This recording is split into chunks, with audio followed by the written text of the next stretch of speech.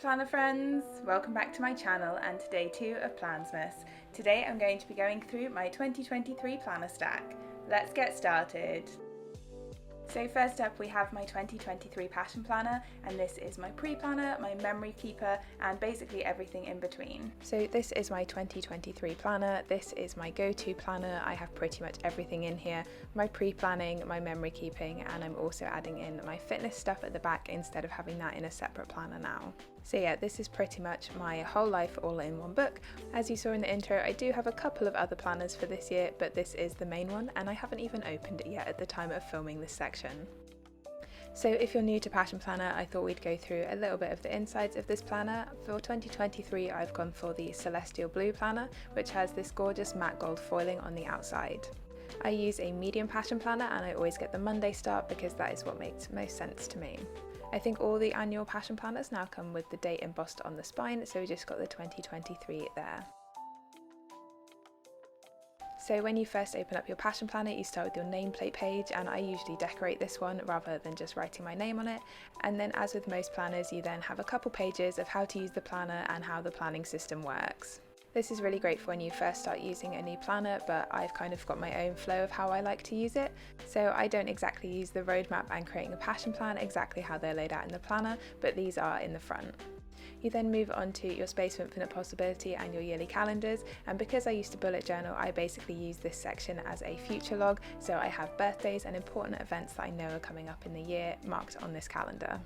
We then move into the main body of the planner, so because this is a dated planner, you start with your monthly spread and then you have all of the weekly spreads for that month, followed by your monthly reflection. If you got an undated passion planner, you would have all of your months and monthly reflections at the beginning and then all of your weeks after that. But then once we've gone through all of the months of the year, you can then move to the back of the planner where you have your yearly reflection. I'm pretty good at filling in my monthly reflections, but the end of year reflection is one that I forget about quite a lot, but I have done it the past 2 years, I think.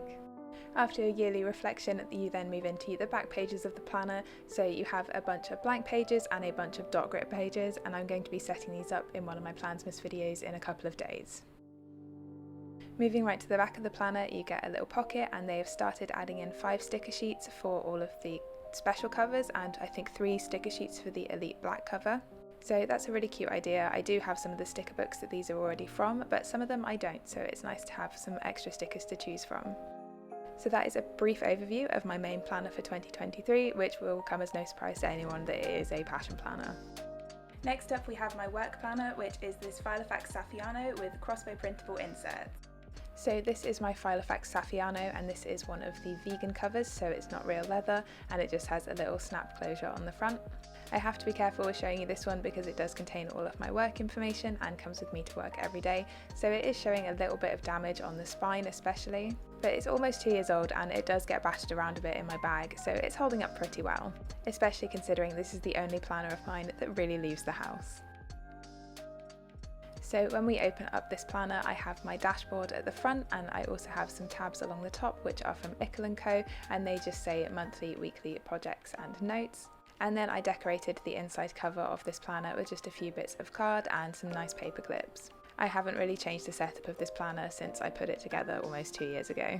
So I do have monthly pages at the front of these. All of the inserts for this planner are from Crossbow Printables. I don't really use the monthly planner at the moment because I have like my Outlook calendar and I mostly use my weeklies for to-do lists and stuff.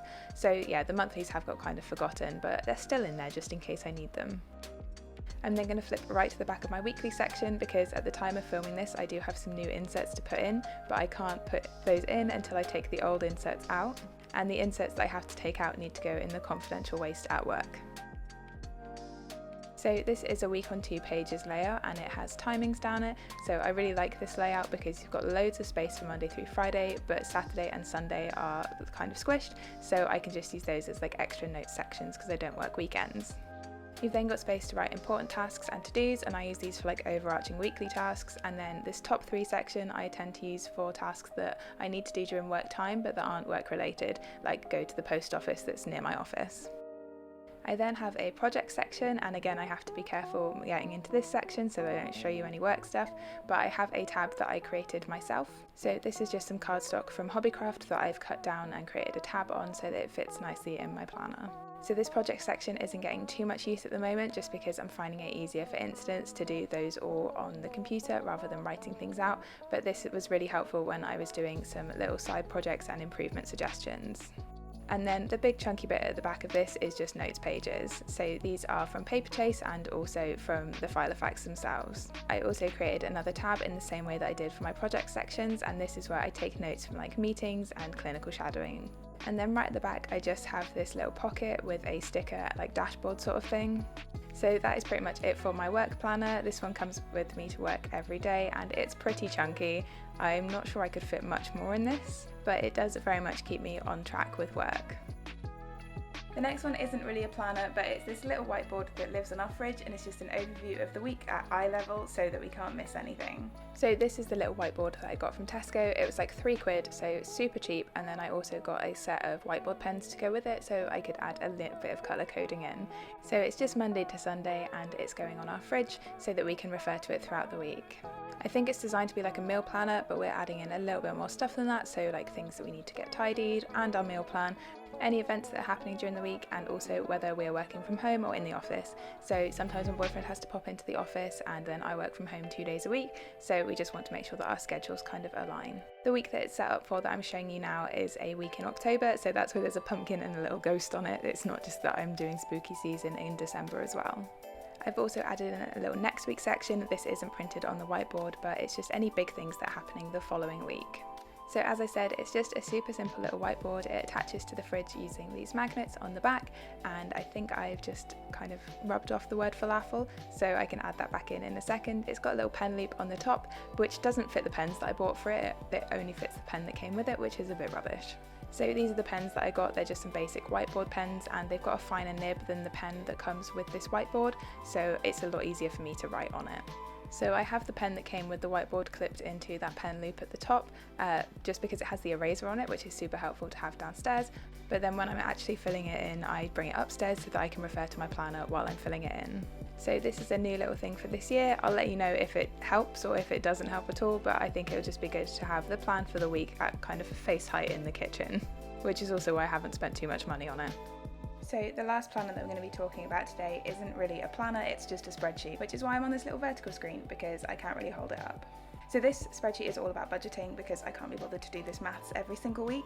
So the first sheet is very loosely based on the Budget Mom worksheets, and I just use this to track my spending, all of my bills, and where all of my savings are going for the month. It's all color coded, and at the end of the month I get a nice little pie chart of what percentage of my earnings went to what thing, like bills, weekly spending, savings, paying off debt, etc. I then have two other sheets. One is for my sinking funds, so this is a separate savings account which I just keep sinking funds in, which is essentially money that I am saving, but I'm saving for a reason, so this is like really short-term savings.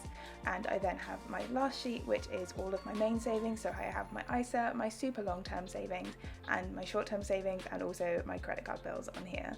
So basically it's just an overview. I make a copy of the main sheet every month, so it's a monthly sheet, and then I just have the savings sheets that go throughout the year. And that is pretty much it for my planner stack from 2023. I feel like this is a little bit more manageable than my planner stack was last year, because it was a little bit too big last year, I think. But let me know in the comments what is in your planner stack for next year. I really love hearing what everyone's using. If you don't want to see what is in today's envelope of my Planner Face advent box, then I suggest that you finish the video now, and I will see you next time.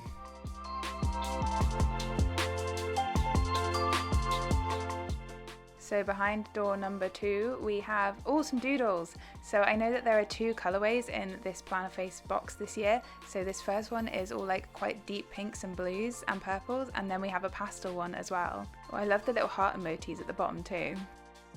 So that's everything for this video, friends. If you have any questions, please leave them in the comments down below.